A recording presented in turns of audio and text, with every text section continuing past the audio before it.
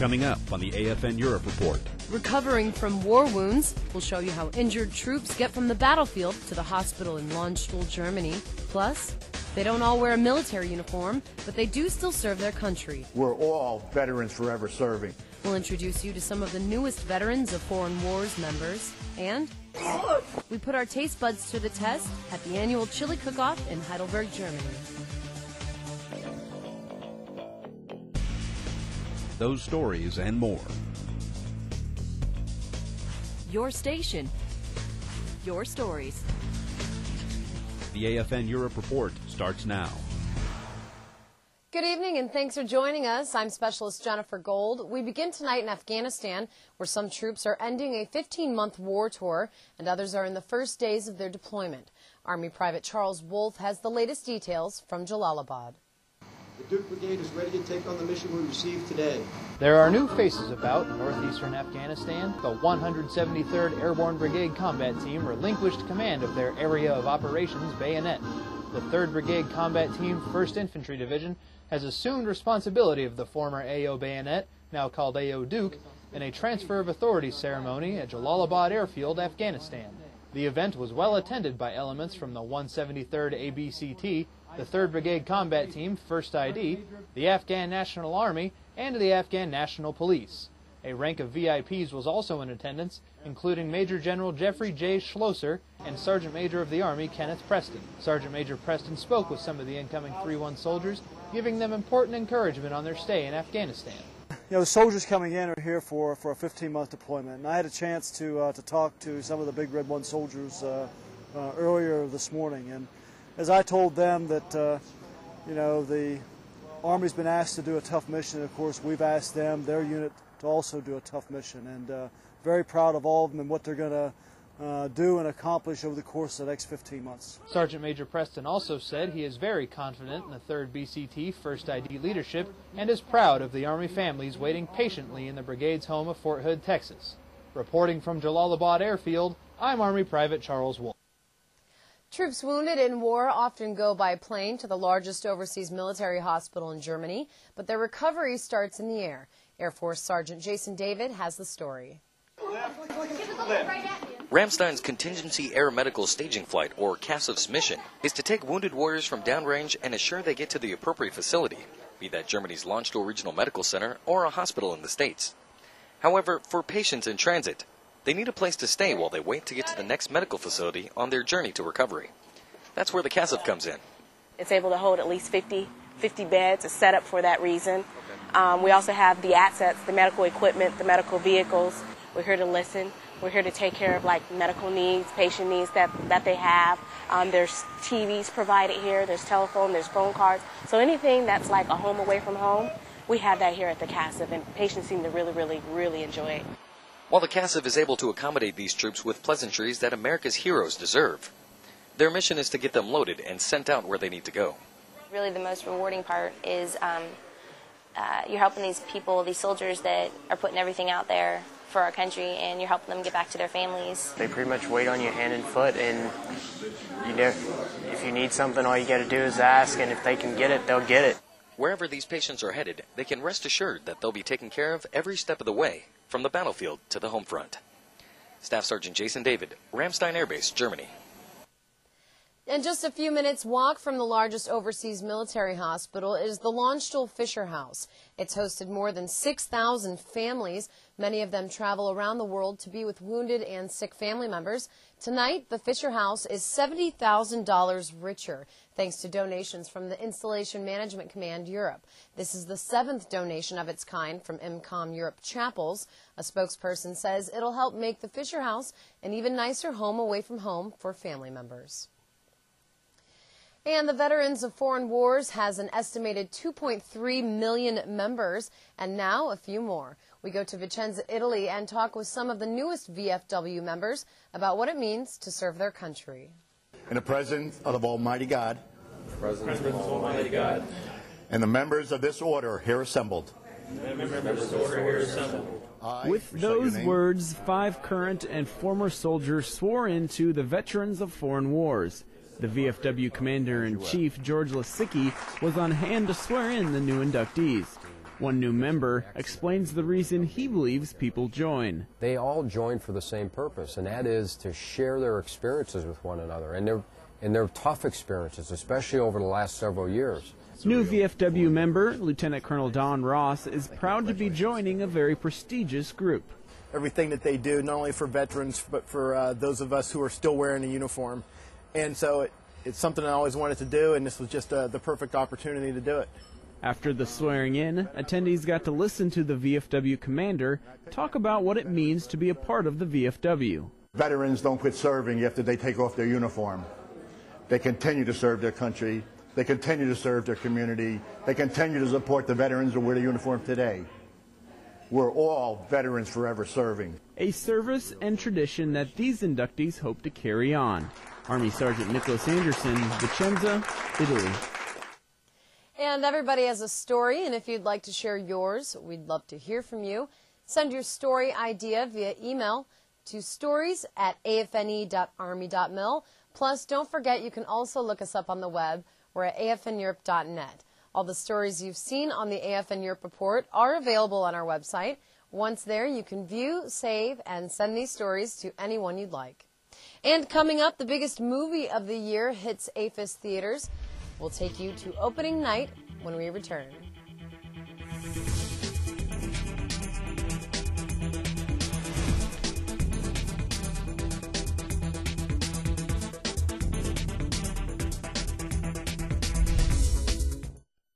Early this morning, volunteers stuffed over 10,000 USO care packages full of little things that tell our troops around the world we will never forget them.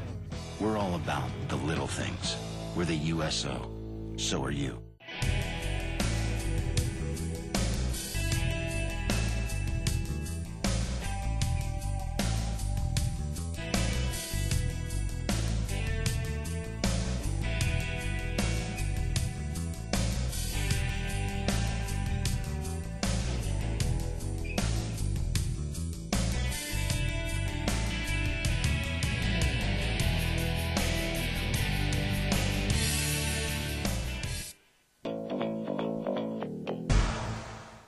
The Hohenfels Germany community welcomed home soldiers returning from a tough deployment in Afghanistan.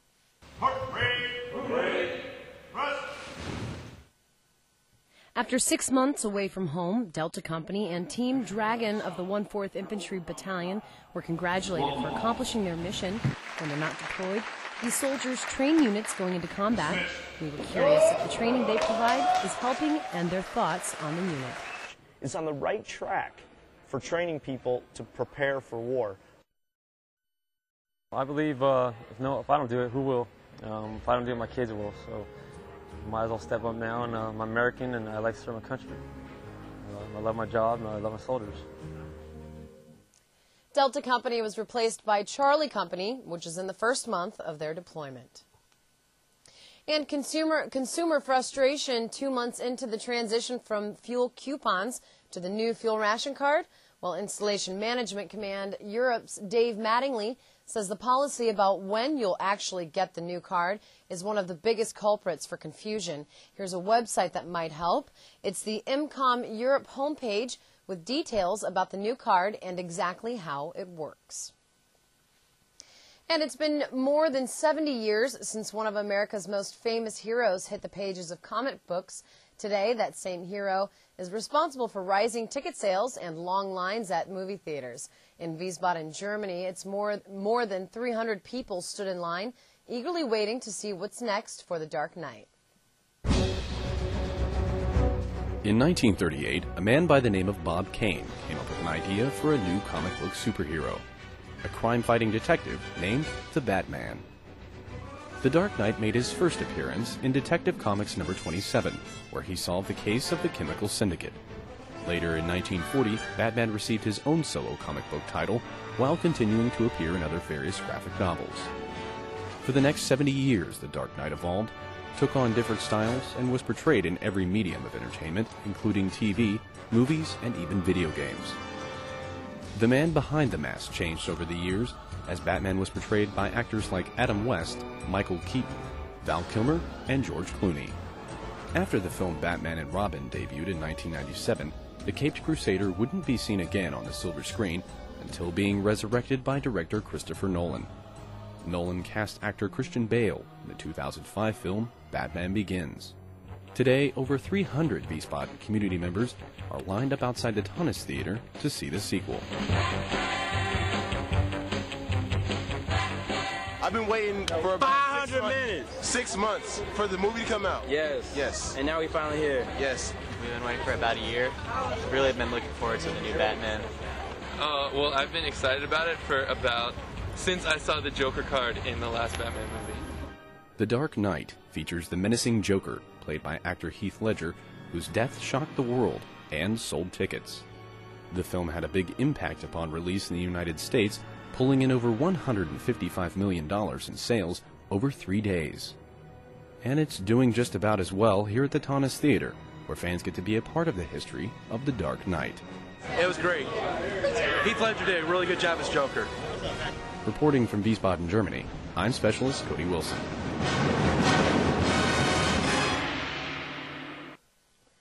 Dod's Europe director Diana Oman and her team will be on the PowerNet's OpenLine show August 6th at 10 a.m.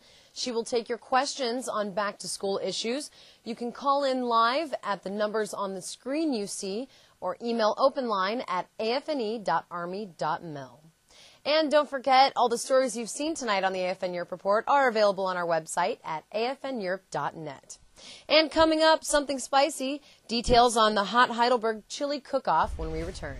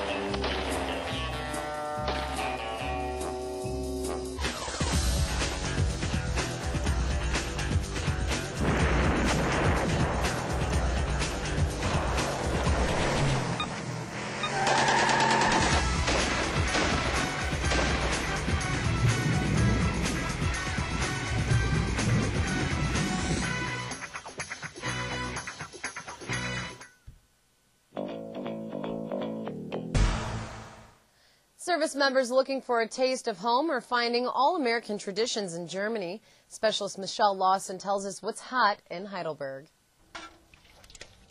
Start up the fires, add some ingredients, and get down to business. This is a chili cook-off. The first thing you remember about a good chili is it really doesn't have beans. Some think meat, some think beans, some think a combination of both. As in any contest, the judges have the final say in who takes home the gold. It's got the cornbread and it's got the little tomato in there. The spices is what makes the chili. Yeah. Chili. But judging isn't for the faint of heart, especially for those who try chili with the legendary ghost pepper. Roughly 1 million Scoville units. The Scoville unit is what measures the heat of a pepper. Normal Tabasco sauce has 2,500 Scoville units. So if you think Tabasco sauce is hot, chili cooking, you're in the wrong business. I guess the secret to it is how you infuse all the spices into it in stages to get one good combination at the end that's acceptable to everybody and it meets everybody's palates. Next time you head out to a chili cook-off, be sure to pack something to put out the fire lit by the world's hottest chilies. Specialist Michelle Lawson, Heidelberg, Germany. And that's all the time we have tonight. For everyone here at the AFN Europe Report, thank you for watching and have a great night.